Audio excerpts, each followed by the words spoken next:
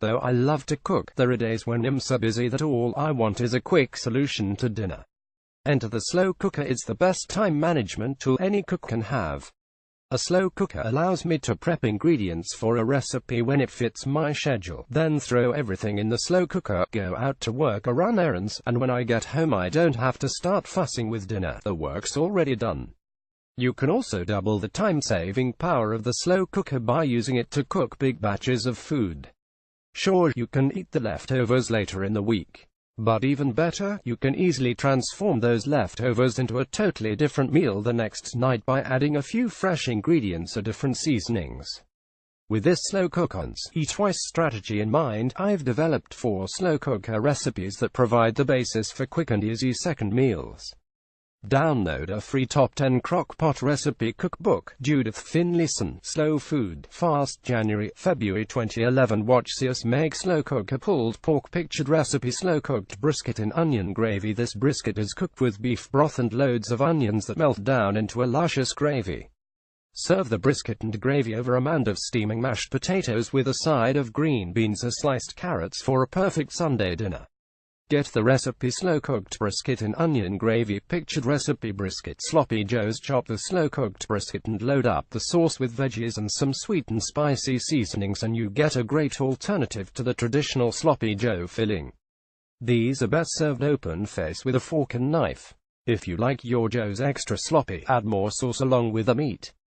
Get the recipe brisket sloppy joes. Pictured recipe wine tomato braised chicken. Here chicken thighs cook in a simple herb-infused tomato and wine sauce.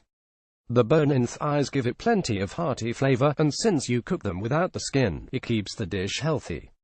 There's plenty of sauce, so serve it over pappardelle brown rice. Steamed broccoli or sautéed broccoli rabe tossed with olive oil and a splash of lemon juice complete the meal.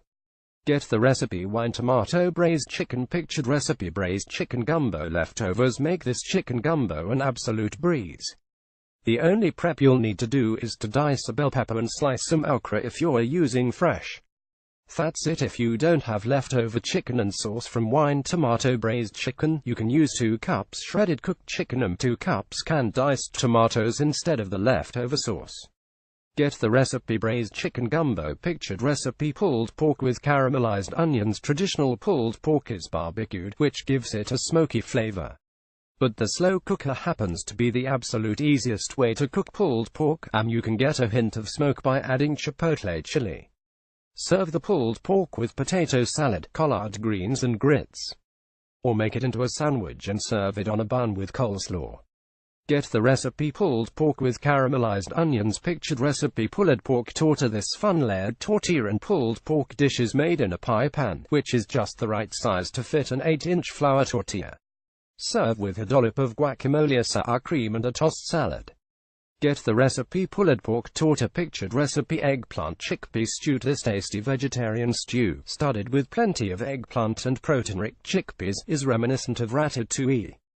The eggplant breaks down and makes the saucier stew if you peel it before cooking, but you can certainly leave the peel on if you prefer. Serve over quinoa or soft polenta with sautéed spinach on the side. Get the recipe eggplant chickpea stew.